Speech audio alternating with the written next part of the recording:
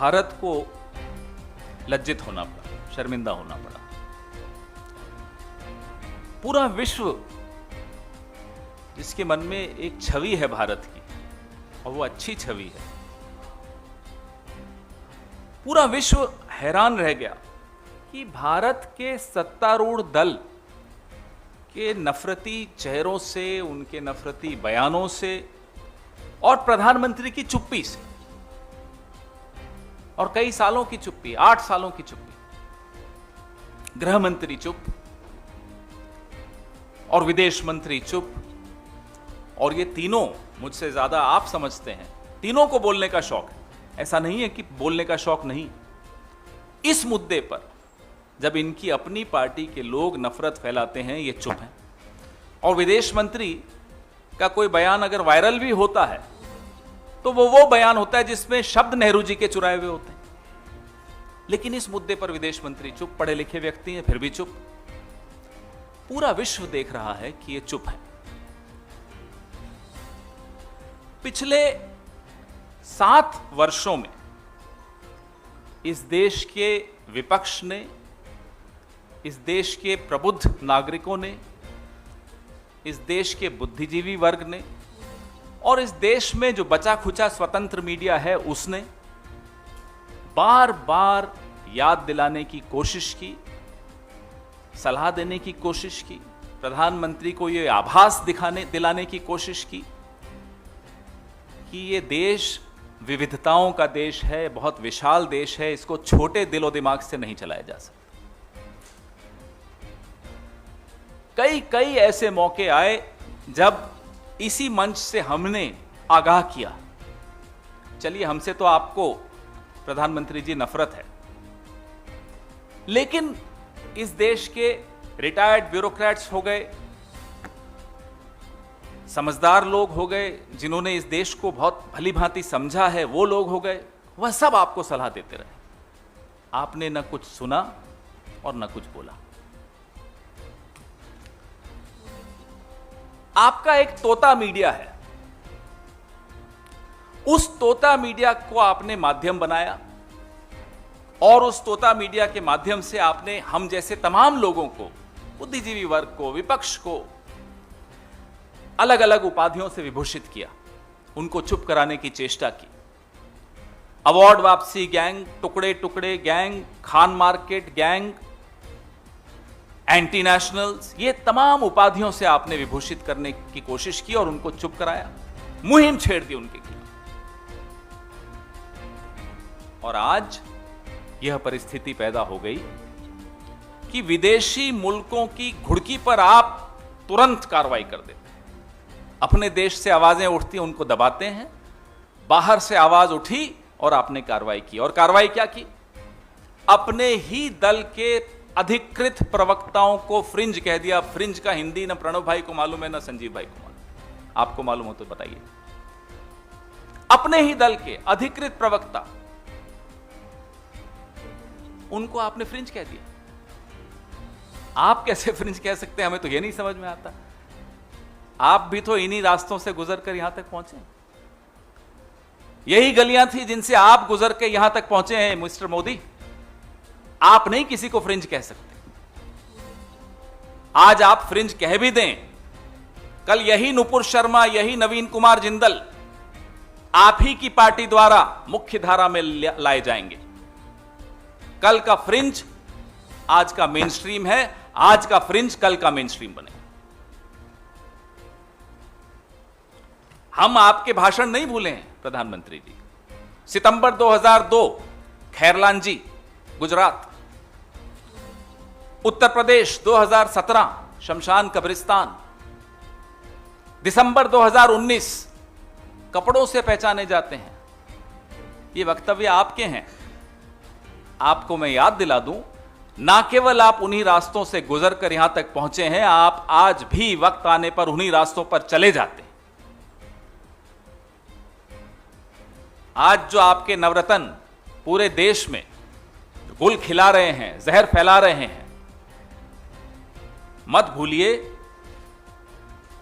वक्त आने पर जब विदेशों से प्रतिक्रिया बंद हो जाएगी, यह सब नवरत्न फिर से स्थापित हो जाएंगे, फिर से जहर फैलाएंगे, फिर से गुल खिलाएंगे। क्योंकि विदेशी मुल्कों ने गोली मारो वाले वक्तव्य पे कोई प्रतिक्रिया नहीं दी, आज वो व्यक्ति आपके केंद्र में मंत्री है। लेकिन इन दोनों पर प्रतिक्रिया आई तो आपने उन्हें सस्पेंड कर दिया।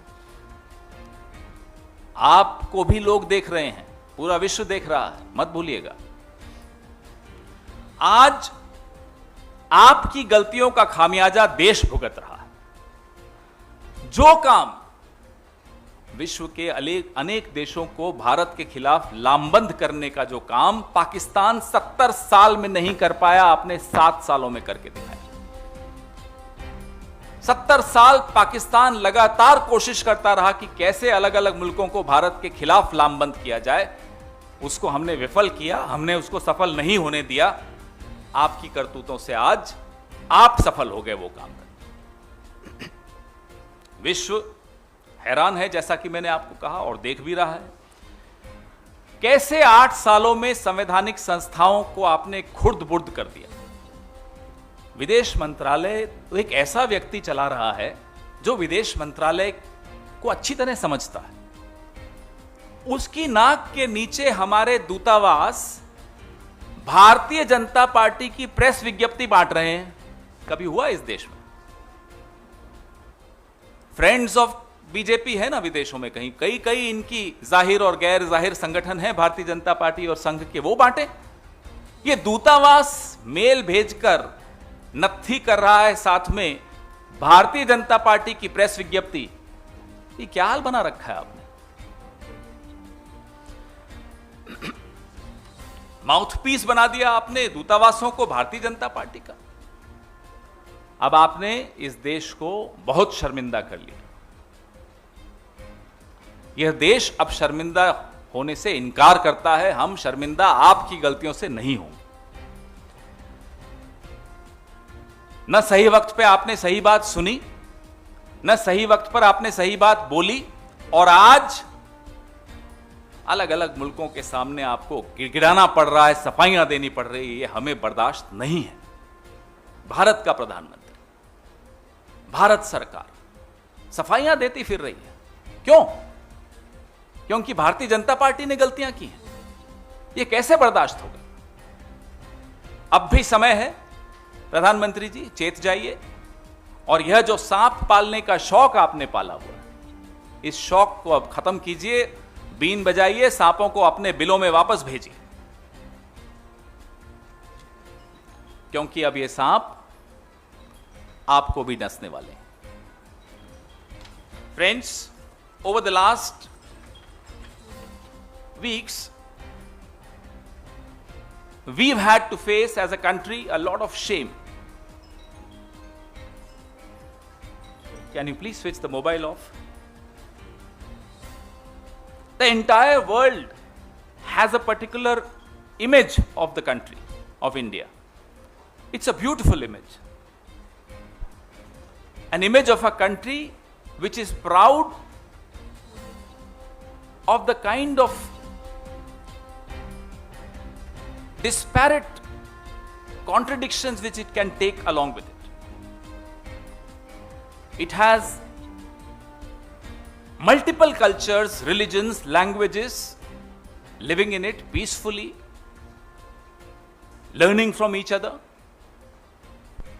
We have been very proud of this, and the world has been very surprised at the way India has, despite its contradictions, has managed it so well. Today, all that has changed, thanks to one man, one party, which is Narendra Modi and the BJP. You haven't heard the Prime Minister speak a word. You haven't heard the Home Minister utter a word. You've definitely not heard Mr. Jaishankar speak on this issue of hate speech within the country. And three of them, mind you, are very, very fond of speaking. In fact, the External Affairs Minister, the one clip which went viral of his speech had words borrowed from Nehruji in it. Why doesn't he speak today? He can borrow from Nehruji, we don't mind. Nehruji belongs to all of us. Borrow from him, but for God's sake, open your mouth. Over the last 7.5, 8 years, the intellectuals of this country, the opposition of this country, retired bureaucrats, diplomats, have been reminding the Prime Minister of his Raj Dharma, have been requesting him to understand how this country, as large as India, is governed. It cannot be governed with a small heart and a small mind. But the Prime Minister not just chose to be silent or to ignore this advice. He chose to use his ecosystem, his parrot media, to discredit these voices, to demonize these voices, to silence these voices, by labeling them as Khan Market Gang, Tukde Gang, Award Wapsi Gang, anti-nationals. This is the way they tried to silence all of us well-meaning Indians who were worried about India, who were concerned about India, who were pained about India. You were able to silence some of us, not all. But today, when the world is speaking, we see a worried government. We see a worried Prime Minister. And the Prime Minister who chooses to immediately act when the world speaks, but silences the same voices within the country. And what kind of action was this? They suspend 2 official spokespersons of their party and label them as fringe. Now, how can the Prime Minister even afford to use these words? He's been through the same journey himself. I'm pained when I use these words for him. But we have not forgotten his own speeches, whether it was September 2002 in Khairlanji, Gujarat, 2017 in Uttar Pradesh when he said Shamshan Kabristan, 2019 December when he said we can recognize these people by their clothes. We've not forgotten those speeches. You've not only come through the same journey, you still resort to the same language, the same tactics, the same stunts when you go for elections. Because the international community did not point out at the Goli Maro comment of one of your leaders, today that leader is an important minister in your cabinet. Because the global community reacted to what Nupur Sharma and Naveen Jindal said, you chose to act against them. What is the message you are sending to the world and to your own country? Yet you will silence the voices of sanity within your country and immediately act when foreign countries ask you to act. Because yesterday's fringe is today's mainstream, we have every reason to believe that today's fringe will be tomorrow's mainstream. So choose your words carefully. The entire world has watched how we have done away with our constitutional responsibilities, with our institutions. Can you imagine our embassies distributing the press releases by a political party? BJP. It never happened before. Why should the embassies be distributing BJP's press releases? What are the friends of BJP, so-called friends of BJP doing abroad apart from raising funds for the BJP? What are the various named, unnamed, non-state players abroad which are protected by the umbrella of RSS doing? They should be doing this, not the embassies. Why is the embassy becoming a mouthpiece of BJP? We want to know. Enough of shaming our country, Mr. Prime Minister. Please make sure that all these snakes that you've nurtured are called back in their holes. That's where they belong. Because now is the time when the snakes are out to bite you. It's in your own good that you speak up. Thank you. Your questions, please.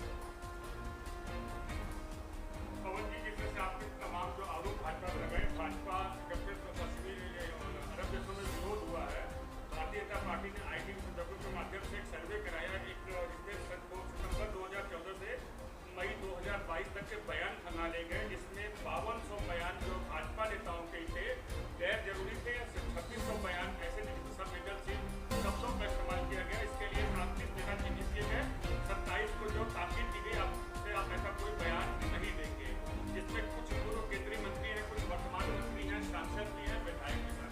जब ये हो रहा था और इन्हें सलाह दी जा रही थी, इन्हें ताकीद किया जा रहा था, तब क्या सुनाई नहीं दे रहा था प्रधानमंत्री जी?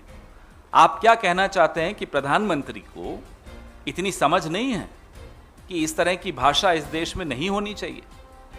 अगर समझ नहीं है तो उन्हें उस पद पर बने रहने का क्या मतलब है? और अगर समझ है और फिर भी चुप थे, जानबूझकर नजरअंदाज कर रहे थे, फिर तो यह बहुत बड़ा अपराध है।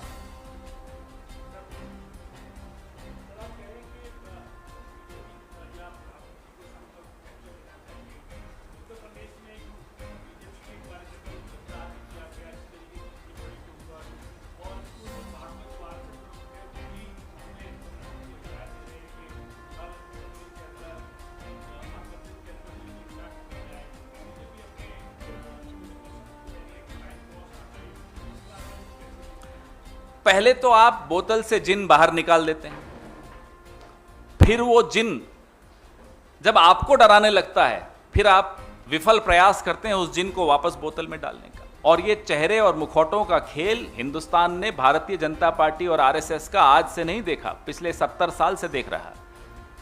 किसी से कुछ कहलवा देंगे, अंग्रेजी में इसको हाइड्रा हेडेड मॉन्स्टर कहते हैं। एक सर कुछ और बोलेगा, दूसरा कुछ और बोलेगा। तो ये चेहरों और मुखौटों की लड़ाई नूरा कुश्ती है और कुछ नहीं है। संघ और भारतीय जनता पार्टी का असली चेहरा एक ही है, मुखौटे बदलते रहते हैं।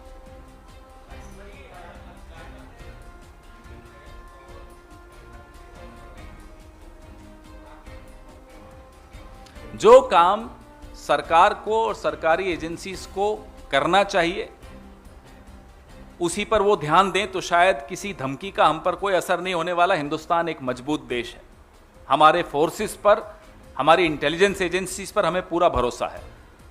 सिर्फ सरकार विफल है। सरकार ने एक माहौल ऐसा बनाया जो उसके अपने अब नियंत्रण में नहीं रहा है। सुबह से शाम तक अब फायर फाइटिंग की जा रही है। सरकार को चाहिए कि अपने काम पर ध्यान दे।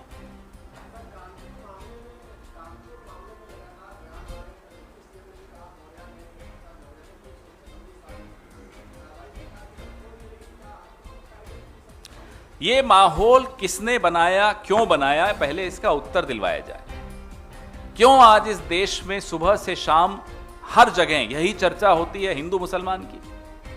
कौन है जो तोता मीडिया को सुबह फोन करता है? मैं तो उसका नाम जानता हूं, आप लोग तो सब जानते हैं, आपके तो मोबाइल्स पे उनके मैसेजेस आते हैं। जो सुबह आपको निर्देशित करता है कि आज यह मुद्दा उठाया जाए, आज डिबेट्स इस मुद्दे पर होंगी। क्यों ऐसी डिबेट्स होती हैं? क्यों ऐसी एक मुहिम चलाई जाती है टेलीविजन पर? क्यों धार्मिक, तथाकथित धार्मिक गुरुओं को, अलग अलग धर्म को बैठाया जाता है और लड़वाया जाता है? आपको इसका उत्तर मुझसे ज्यादा मालूम है कि ये कौन करवा रहा है। ये कठपुतलियां हैं और कठपुतली का धागा किसके हाथ में है।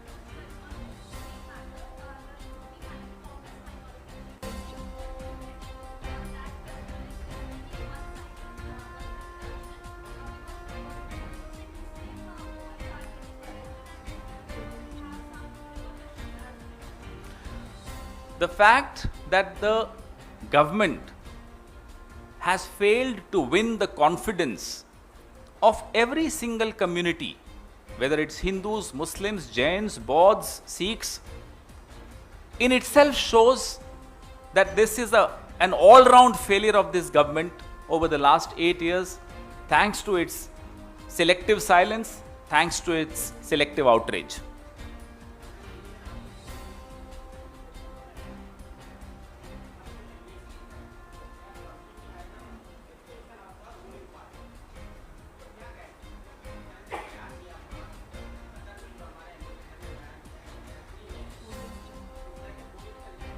No, it's not just that in itself, of course, is a political statement. But the fact, and I will share it with you after the press conference, the fact that the embassy in its mails, official emails, is saying attached, please see the statement, and the statement is of the BJP, on the letterhead of the BJP. Now that is something which is absolutely unacceptable.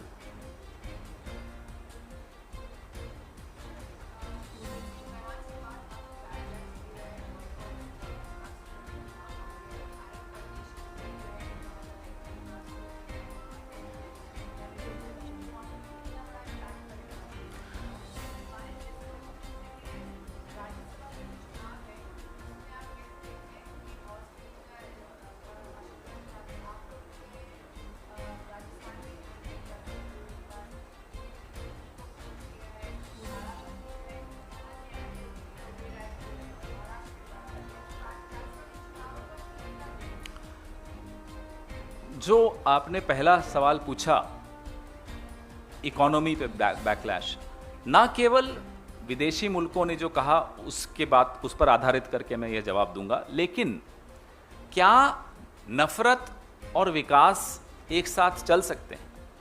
अगर हमारे देश में सौहार्द नहीं रहेगा, सामाजिक शांति नहीं रहेगी, तो क्या कोई भी निवेश करेगा? छोड़िए विदेश को, क्या हम खुद ऐसी जगह पर व्यापार करना चाहेंगे जहां शांति नहीं हो, जहां माहौल खराब हो, जहां आए दिन कोई दंगा हो रहा हो, कोई फसाद हो रहा हो? तो अर्थव्यवस्था पर पहला असर तो यहीं से पड़ना शुरू हो जाता है। क्या यह बात हमारे एंटायर पॉलिटिकल साइंस वालों को नहीं मालूम थी? नंबर 2, आपने राज्यसभा के विषय में पूछा। जो माहौल भारतीय जनता पार्टी ने पिछले 7 साल में बनाया, जहां चुनाव हार गए वहां भी सरकार बनानी है। क्यों साहब, क्यों बनानी? बच्चे की जिद है। मध्य प्रदेश हार गए, नहीं फिर आना है। अरुणाचल प्रदेश में भी करना है, उत्तराखंड में भी करना है, गोवा में भी करना है। क्यों करना है? स्वर्गीय अहमद पटेल जी का चुनाव राज्यसभा का आप सबको याद है। आपके पास संख्या नहीं है तो चुपचाप बैठिए ना, इंतजार करिए अगली बार। और फिर बड़े गर्व से इनका एक राजस्थान का एक कैंडिडेट है, इन्होंने समर्थन दे रखा है उनको। मैं कल सुन रहा था उनको, 6 एमएलए हमने ले लिए। कैसे ले लिए? क्या ले लिए? ईडी जाती क्यों नहीं उनके घर पे? इतने गर्व से, बिना नरेंद्र मोदी के संरक्षण के किसकी हिम्मत है यह बोलने की कि मैंने खरीद फरोख्त कर ली? क्यों नहीं जा रही ईडी आज उनके यहां?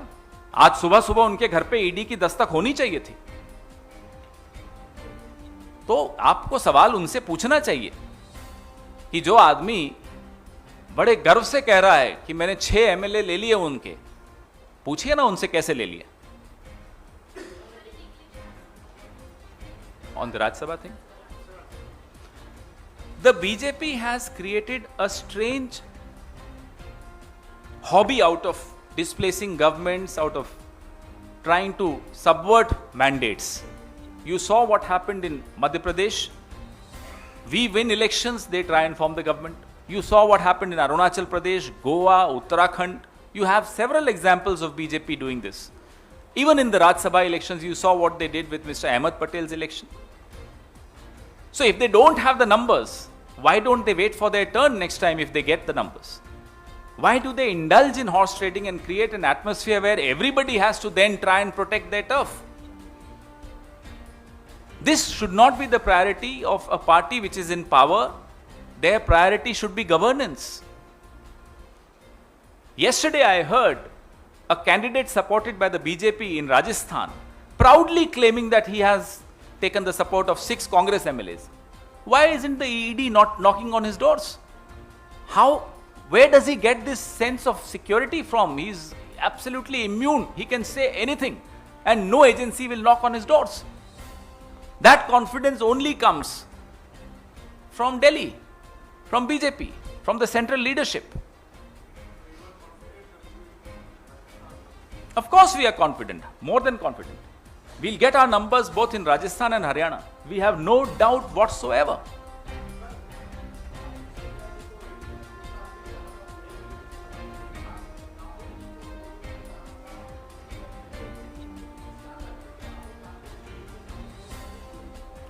हम एक कानून और नियमों को पूरा अनुसरण करने वाले लोग हैं। हम इनकी तरह नहीं हैं। अमित शाह जी भागते फिर रहे थे, छिपते फिर रहे थे, हमें याद है। हमें कोई घबराहट नहीं है, कुछ छिपाने को नहीं है, बिल्कुल जाएंगे। ये नियम कानून तोड़ के नोटिस भिजवाते रहते हैं लोगों को, अपने राजनीतिक प्रतिद्वंदियों को। इन्हें भी समझ में आएगा कि किससे पाला पड़ा है।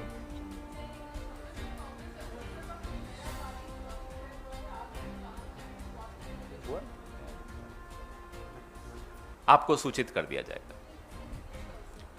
What is this one? We are a law-abiding party. We follow the rules.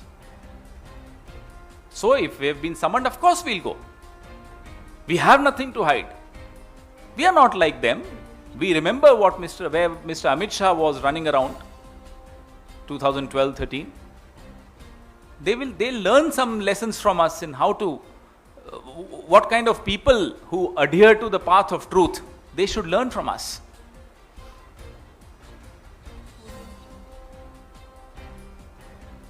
Anything else? Any other question? Sorry? Which issue is this? As I said, this is not an isolated event. This has a background, and I'm afraid the background, the movie has been directed by Mr. Narendra Modi, Mr. Amit Shah, Mr. Mohan Bhagwat. You can't punish side actors. The responsibility lies with the producers and the directors of the movie. So we want to know what the director feels, what the producer feels. And this hydra-headed monster called the RSS, they have to be held accountable for the atmosphere which we see in this country today. Why should the country be ashamed of the misdeeds of RSS and BJP? Just a week ago, Mr. Narendra Modi was proudly claiming, मैंने sir नहीं झुकने दिया देश का. पता लग गया? So, we demand that the actions of this unregistered organization called the RSS be brought to book, be exposed, and the organization should be held accountable